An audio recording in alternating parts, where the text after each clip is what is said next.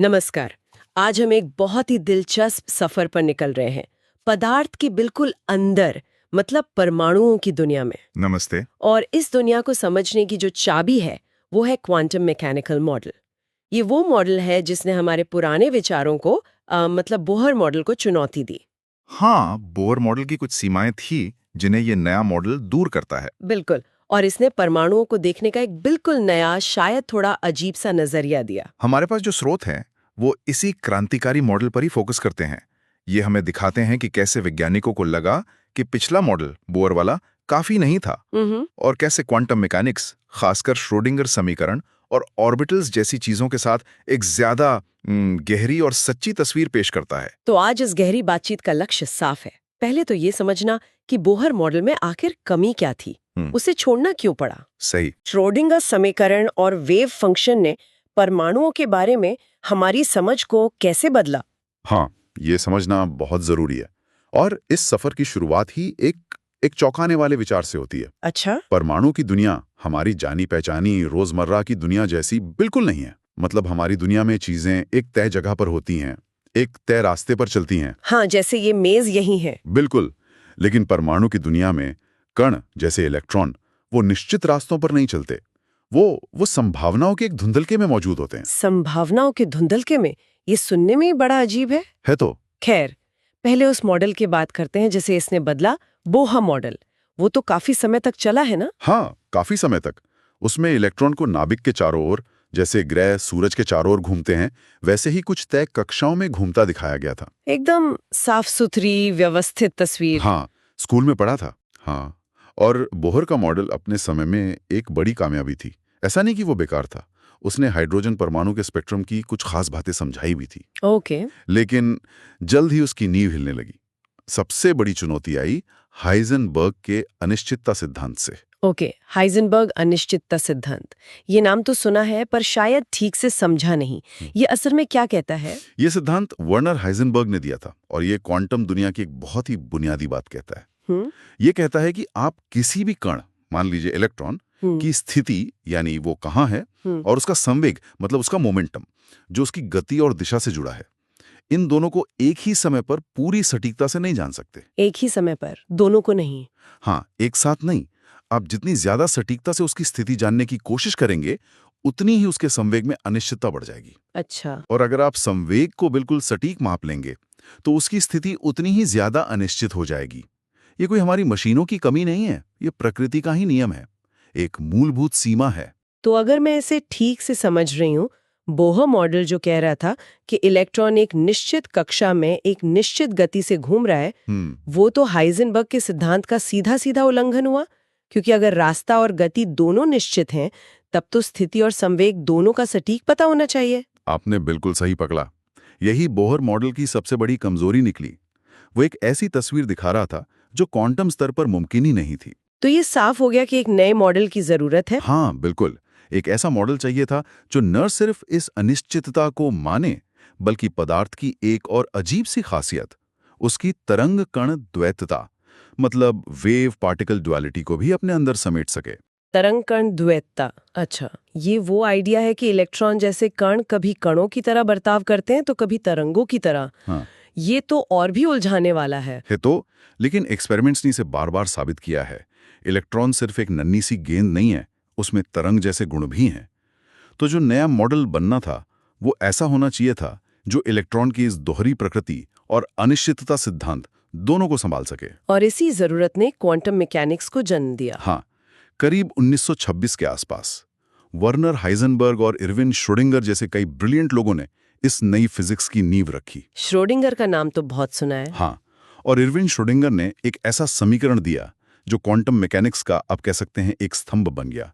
इसे श्रोडिंगर तरंग समीकरण कहते हैं। अच्छा। श्रोडिंगर ने सोचा, अगर इलेक्ट्रॉन तरंग जैसा है, तो क्या हम एक गणित का समीकरण बना सकते हैं जो उसकी ऊर्जा और उसके तरंग वाले बर्ताव को एक साथ जोड़ सके। इसी सोच ने उन्हें अपने मशहूर समीकरण तक पहुंचाया। ये समीकरण पदार्थ की तरंग कण द्वैतता को गणित का रूप देता है। क्या हम उस समीकरण को देख सकते हैं? कैसा दिखता है वो? जरूर। ये है wave h y ray equals EY। Wave h y रे इक्वल्स EY। ठीक है, देखने में तो बहुत छोटा सा लग रहा है। हाँ, पर ये क्वांटम जगत के बहुत से राज खोलता है। ओके, इसे थोड़ा समझने की कोशिश करते हैं। इसमें ये निशान क्या है? ये वेव h, फिर ये यूनानी अक्षर psi और e। देखिए, वेव एच को कहते हैं हैमिल्टोनियन ऑपरेटर। इसे आप एक तरह का गणितीय निर्देश या ऑपरेशन समझ सकते हैं। ये सिस्टम की कुल ऊर्जा, मतलब गतिज ऊर्जा और स्थितिज ऊर्जा, दोनों को मिलाकर बताता है। ठीक है, ऑपरेटर मतलब कुछ करने का निर्देश। हाँ, और psi ये है वेव फंक्शन या तरंग फलन। ये इलेक्ट्रॉन की तरंग जैसी प्रकृति का गणितीय वर्णन है।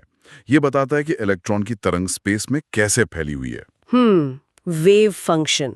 और E जो है वो सिस्टम की कुल ऊर्जा का एक खास स्वीकृत मान है। स्वीकृत मान, हाँ, मतलब अलाउड वैल्यू। तो ये समीकरण कह रहा है कि जब आप हैमिल्टोनियन ऑपरेटर जो ऊर्जा से जुड़ा हुआ है को वेव फंक्शन पाई पर लागू करते हैं तो आपको वही वेव फंक्शन पाई वापस मिलता है, बस वो एक संख्या ई से गुणा हो जाता है जो उस अवस्था की ऊर्जा है। इसका मतलब क्या हुआ? इसका बहुत गहरा मतलब है। ये एक खास तरह का समीकरण है जिसे आइगन वैल्यू समीकरण कहते हैं। इसे हल करने पर हमें दो बहुत जरूरी चीजें मिलती हैं, खासकर जब हम इसे हाइड्रोजन जैसे परमाणु के लिए हल करते हैं। अच्छा, क्या चीजें? पहली चीज है ई के संभावित मान। ई के संभावित मान मतलब ऊर्जा के कई पॉसिबल वैल्यूज हो सकते हैं। हाँ, लेकिन यहाँ संभावित का मतलब कोई भी नहीं है। समीकरण को हल करने पर पता चलता है कि इलेक्ट्रॉन सिर्फ कुछ निश्चित खास ऊर्जा स्तरों यानी एनर्जी लेवल्स में ही रह सकता है। वो इनके बीच की कोई भी ऊर्जा नहीं ले सकता। ऊर्जा आप कह सकते हैं क्वांटेड है, मतलब क्वांटाइज्ड। क्वांटाइज्ड, जैसे सीढ़ी पर आप या तो एक पायदान का होते हैं या दूसरे पर, बीच में हवा में नहीं लटक सकते। बिल्कुल सही उदाहरण दिया है। बोहर मॉडल में भी ऊर्जा स्तरों की बात थी, लेकिन यहाँ ये ऊर्जा स्तर समीकरण के हल से अपने आप निकल रहे हैं। ये मानना नहीं पड़ रहा। ये तो बड़ी बात है। और दूसरी जरूरी चीज क्या मिलती है? दूसरी महत्वपूर्ण चीज जो हल से मिलती है वो है साए, यानी हर स्वीकृत ऊर्जा स्तर E के लिए एक उससे जुड़ा हुआ वेव फंक्शन साए होता है। अच्छा, हर एनर्जी लेवल का अपना वेव फंक्शन। जी, ये वेव फंक्शन उस ऊर्जा अवस्था में इलेक्ट्रॉन की तरंग प्रकृति का पूरा ब्यौरा देता है। ये सब गणित के हिसाब से तो ठीक लग रहा है, लेकिन क्या इसका कोई असली सबूत है? मतलब क्या ये मॉडल असलियत में काम करता है? बिल्कुल, और यही श्रोडिंगर समीकरण की असली ताकत दिखती है। जब इस समीकरण को हाइड्रोजन परमाणु के लिए हल किया गया तो इससे जो ऊर्जा स्तर E निकले और उनसे जो स्पेक्ट्रम की रेखाएं बननी चाहिए थीं, वो प्रयोगों से मिली रेखाओं से एकदम हूबहू मेल खाती थी। अरे वाह! ये सिर्फ एक गणित का खेल नहीं था। इस समीकरण ने हाइड्रोजन स्पेक्ट्रम की उन बारीक रेखाओं की भी सटीक भविष्यवाणी की जिन्हें बोहर मॉडल समझा नहीं पा रहा था। अच्छा, ये पहली बार था जब किसी गणितीय सिद्धांत ने परमाणु के व्यवहार को इतनी सटीकता से पकड़ा था, और वो प्रयोगात्मक रूप से सही साबित हुआ। ये एक बहुत बड़ी जीत थी क्वांटम मैकेनिक्स की। कमाल है। और मैंने सुना है कि इसी समीकरण को हल करने से वो क्वांटम संख्याएं भी आती हैं जिनके बारे में हम केमिस्ट्री में पढ़ते हैं, N, L, ML। हाँ, ये भी एक गजब की बात है। श्रोडिंगर समीकरण को जब 3 आयामों में 3D स्पेस में हल किया जाता है तो उसकी गणितीय प्रक्रिया के स्वाभाविक नतीजे के तौर पर ही ये 3 क्वांटम संख्याएं अपने आप निकल आती हैं। मुख्य क्वांटम संख्या N, एजीमुथल या दिगंशीय क्वांटम संख्या L और चुंबकीय क्वांटम संख्या ML। मतलब इन्हें मॉडल में बाहर से डालना नहीं पड़ता? नहीं, बिल्कुल नहीं। ये समाधान का हिस्सा है। N मुख्य रूप से ऊर्जा स्तर और इलेक्ट्रॉन की नाभिक से औसत दूरी तय करता है। L ऑर्बिटल के आकार यानी शेप को बताता है, और ML स्पेस में उस ऑर्बिटल की दिशा यानी ओरिएंटेशन को बताता है। ये संख्याएं ही उन क्वांटाइज्ड ऊर्जा अवस्थाओं और वेव फंक्शन की पहचान है। तो ये क्वांटम संख्याएं बस समीकरण के हल का हिस्सा है, कोई अलग से जोड़ी गई चीज नहीं। ये तो वाकई बहुत प्रभावशाली है। अब वापस उस वेव फंक्शन साई पर आते हैं। हमने कहा कि ये इलेक्ट्रॉन की तरंग प्रकृति का वर्णन करता है, लेकिन इसका फिजिकल मतलब क्या है? क्या ये बताता है कि इलेक्ट्रॉन ठीक कहाँ पर है? ये एक बहुत ही जरूरी सवाल है, और अक्सर लोग यहीं पर गलती करते हैं। वेव फंक्शन साई का अपने आप में कोई सीधा भौतिक अर्थ नहीं है। कोई सीधा मतलब नहीं? हाँ, आप इसे ऐसे नहीं देख सकते कि जहां साई का मान ज्यादा है वहां इलेक्ट्रॉन ज्यादा है या कुछ। ये उसकी स्थिति या उसका रास्ता नहीं बताता। असल में साई एक कॉम्प्लेक्स गणितीय मात्रा भी हो सकती है जिसमें इमेजिनरी नंबर्स शामिल हों। तो फिर अगर इसका सीधा भौतिक मतलब नहीं है तो ये इतना महत्वपूर्ण क्यों है? इसका इस्तेमाल क्या है फिर? इसका असली महत्व psi में नहीं बल्कि psi के वर्ग मतलब psi स्क्वायर में छिपा है। और यहाँ पर जर्मन भौतिक विज्ञानी मैक्स बॉर्न का बहुत बड़ा योगदान है। Max born? हाँ, बॉर्न ने ये आइडिया दिया कि किसी बिंदु पर वेव फंक्शन के वर्ग यानी psi स्क्वायर का मान उस बिंदु पर इलेक्ट्रॉन के पाए जाने की प्रायिकता घनत्व यानी प्रोबेबिलिटी डेंसिटी को दिखाता है। प्रायिकता घनत्व, प्रोबेबिलिटी डेंसिटी, इसे थोड़ा और समझाएंगे? जरूर। घनत्व शब्द पर ध्यान दीजिए। psi स्क्वायर खुद प्रायिकता नहीं है बल्कि प्रायिकता का घनत्व है। अच्छा। इसे ऐसे समझिए जैसे किसी शहर के नक्शे पर जनसंख्या घनत्व दिखाता है कि किस इलाके में ज्यादा लोग रहते हैं, यानी प्रति वर्ग किलोमीटर कितने लोग, है ना? हाँ। वैसे ही psi 2 परमाणु के नक्शे पर दिखाता है कि नाभिक के चारों ओर किस छोटे से आयतन वॉल्यूम में इलेक्ट्रॉन के पाए जाने की संभावना सबसे ज्यादा है। ओके। जहां psi 2 का मान ज्यादा है वहां इलेक्ट्रॉन के मिलने की संभावना ज्यादा है, और जहां psi 2 शून्य है वहां इलेक्ट्रॉन कभी नहीं मिलेगा। वो नोड कहलाता है। तो मतलब हम कभी जान ही नहीं सकते कि इलेक्ट्रॉन ठीक कहाँ है, बस ये बता सकते हैं कि उसकी यहाँ या वहाँ होने की संभावना कितनी है। ये तो बहुत ही अजीब है। हमारी दुनिया तो निश्चित लगती है। हाँ, ये क्वांटम दुनिया का सबसे बड़ा वैचारिक बदलाव है। निश्चितता की जगह संभाविता ने ले ली है। हम ये नहीं पूछ सकते कि इलेक्ट्रॉन इस पल कहाँ है, बल्कि हम ये पूछ सकते हैं कि इलेक्ट्रॉन के इस खास क्षेत्र में पाए जाने की क्या संभावना है। ये पूरी तरह से एक अलग नजरिया है। तो अगर इलेक्ट्रॉन एक तय जगह पर नहीं है और हम सिर्फ उसके पाए जाने की संभावना की बात कर सकते हैं, तो फिर वैज्ञानिक परमाणु के आकार या संरचना की बात कैसे करते हैं? ये थोड़ा कंफ्यूजिंग है। अच्छा सवाल है। और यहीं पर परमाणु ऑर्बिटल्स यानी एटॉमिक ऑर्बिटल्स का कॉन्सेप्ट आता है। ऑर्बिटल्स? हाँ, जो अलग अलग संभावित वेव फंक्शन psi हमें श्रोडिंगर समीकरण के हल से मिलते हैं, उन्हें ही हम परमाणु ऑर्बिटल्स कहते हैं। ये ऑर्बिटल्स ही परमाणु की क्वांटम मैकेनिकल इलेक्ट्रॉनिक संरचना का आधार बनते हैं। तो क्या ऑर्बिटल वो रास्ता है जिस पर इलेक्ट्रॉन घूमता है, जैसे बोहर की कक्षाओं में था? नहीं नहीं, बिल्कुल नहीं। ये सबसे आम गलतफहमी है ऑर्बिटल्स के बारे में। ऑर्बिटल कोई रास्ता या पथ नहीं है। अच्छा। ऑर्बिटल नाभिक के चारों ओर का वो त्रिआयामी 3D क्षेत्र है जहां इलेक्ट्रॉन के पाए जाने की प्रायिकता psi स्क्वायर के आधार पर बहुत ज्यादा होती है।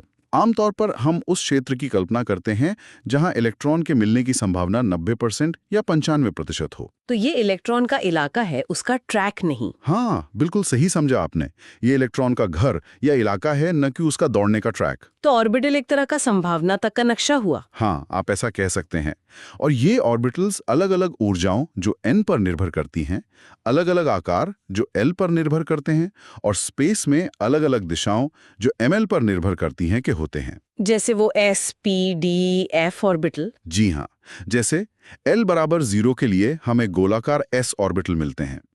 l बराबर 1 के लिए हमें डंबल के आकार के 3 p ऑर्बिटल मिलते हैं जो x, y और z अक्षों पर स्थित होते हैं। ये आकार और दिशाएं सीधे वेव फंक्शन psi और उसके वर्ग psi स्क्वायर के गणितीय रूप से तय होती हैं। ये सब सुनकर तो लग रहा है कि बोहर की वो सरल सी ग्रहों जैसी तस्वीर से हम एक बहुत ही जटिल गणितीय और संभाव्यता वाली तस्वीर पर आ गए हैं। हाँ, ये जटिल जरूर है, लेकिन ये असलियत के ज्यादा करीब है। क्वांटम मैकेनिकल मॉडल सिर्फ हाइड्रोजन स्पेक्ट्रम ही नहीं समझाता, बल्कि ये हमें समझने में मदद करता है कि एक से ज्यादा इलेक्ट्रॉन वाले परमाणु कैसे व्यवहार करते हैं, रासायनिक बंधन केमिकल बॉन्ड्स कैसे बनते हैं, अणु अलग अलग आकार क्यों अपनाते हैं, और पदार्थों के गुण क्या होते हैं।